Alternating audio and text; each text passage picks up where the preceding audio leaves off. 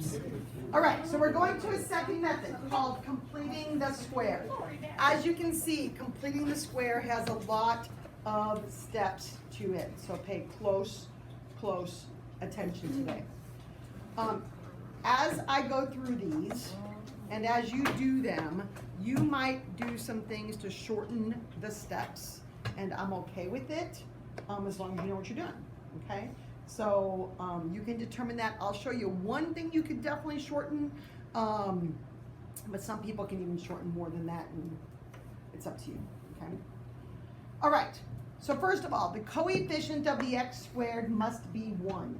If you don't do that, I can give you like hardly any points, like hardly any. And these are questions that are worth upwards of 1, 2, 3, 4, 5, 6, 7, 8, 9, 10, upwards of 12 to 13 points.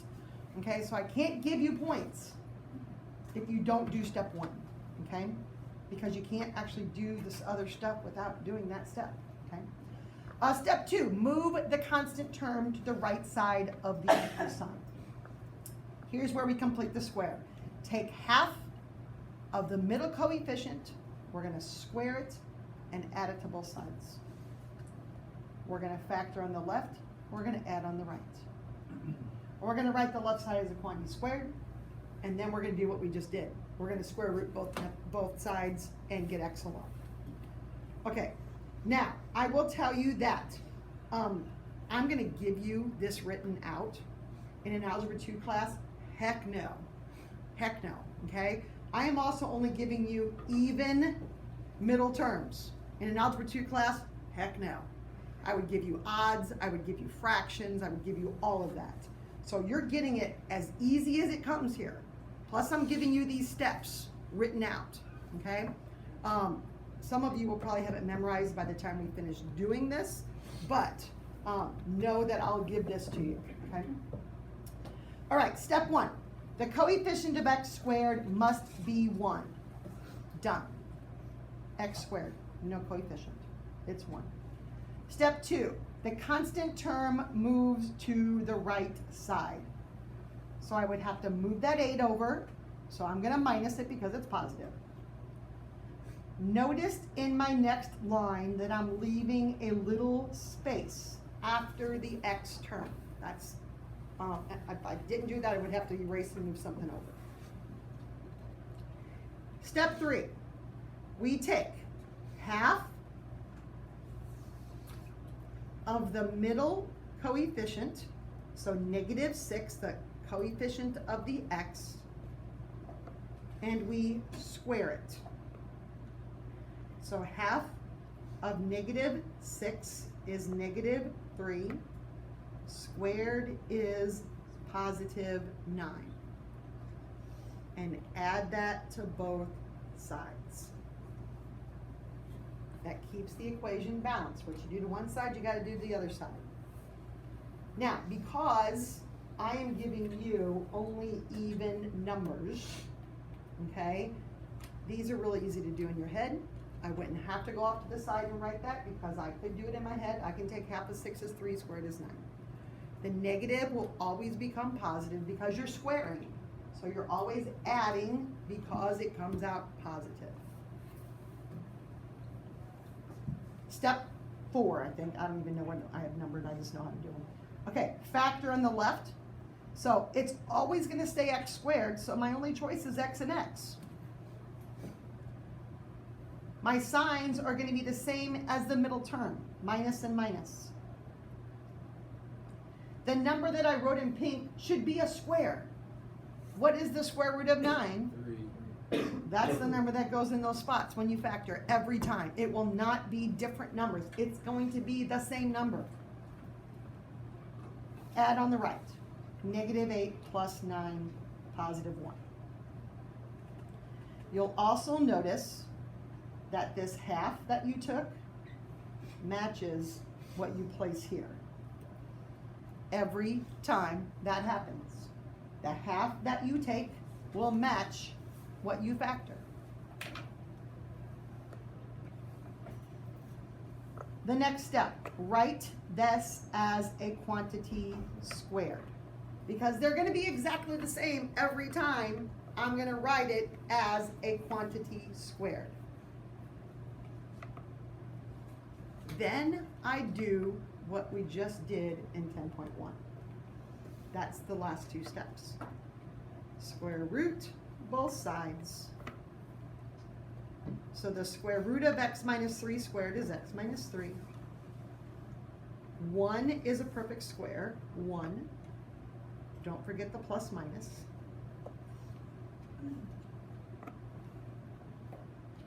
Add the 3.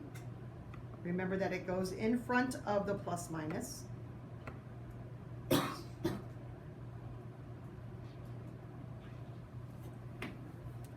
And then because there's no radical, I do need to get those two solutions. 3 plus 1, that's 4, and 3 minus 1, that's 2.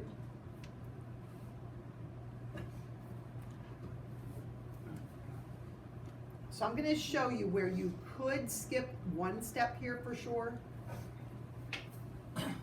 I wouldn't need to write this factoring knowing that it's always going to be x. It's going to be the same sign as the middle. It's going to be the square root because they're going to come out the same every time. So I could skip the factoring steps and go right to writing it as a square. I don't like to do that when I first teach it, but as you do it and you can eliminate it, that's fine.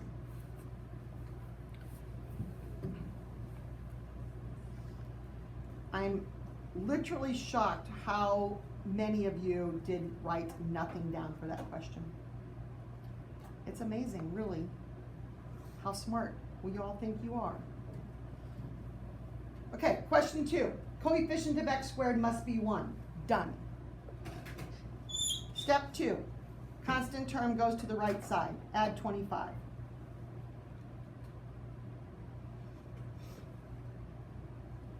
And again, leave a little space. I left a lot of space.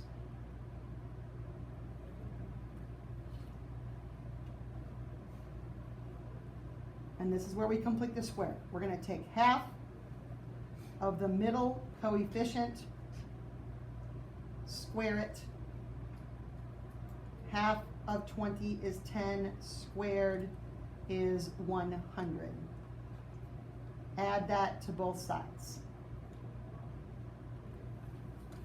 So again, I'm sticking with even numbers. I'm not giving you odds, I'm not giving you fractions. So half of 20 is 10, squared is 100. I wouldn't have to go off to the side and write it if I don't need to.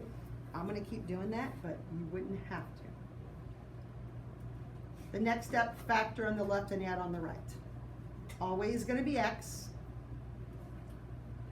Same sign as my middle ones, pluses. The square root of 100, 10. And then again, this positive 10 matches this positive 10 that I got over there. Add on the right, 125. Write this as a quantity squared because those parentheses will always be the same.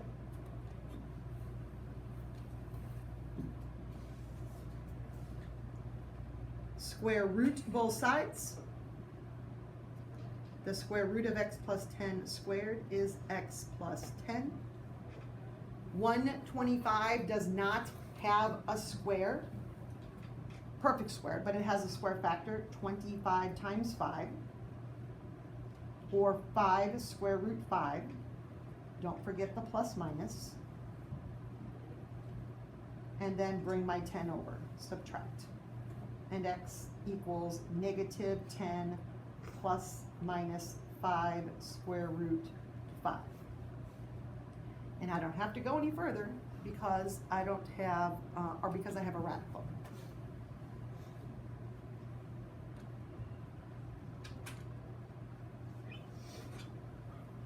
Okay, questions so far? It does have a lot of steps. It's not difficult steps, if you know the steps, obviously. All right, coefficient of x squared must be 1. Done. Constant term to the right side. Done. That worked out nice. Then we're going to take half of the middle coefficient, square it. So half of -8 is -4 squared positive 16. Add to both sides. Factor on the left, x times x, minuses, and 4 times 4. Add on the right, 39. Write the left side as a quantity squared. So x minus 4 squared equals 39. Square root both sides. X minus 4 equals 39 does not have a perfect square or even a square factor, so it's just going to stay square root 39. Don't forget the plus minus. Add 4 to both sides. So x equals 4 plus minus square root 39.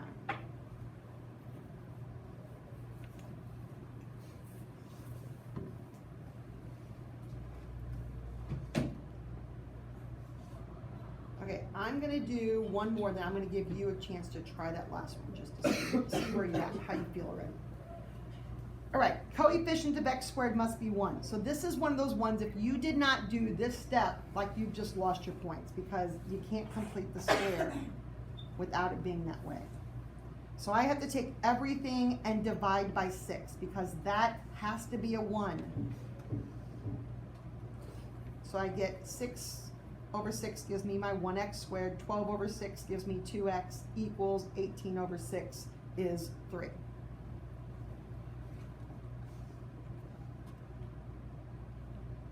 Oops. All right, so then I'm going to take, and then constant term to the right, that's done. And I'm going to take half of the middle coefficient and square it. Half of 2 is 1, squared is 1. Oops, add to both sides.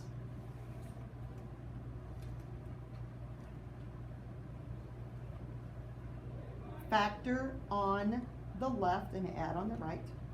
So it's always x and x. It's the same sign as the middle term. And it's the square root of 1, which is 1. Add on the right, 4.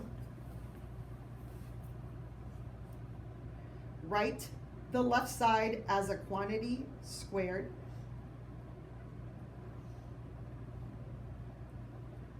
Square root both sides. So the square root of x plus 1 squared is x plus 1. The square root of 4 is 2.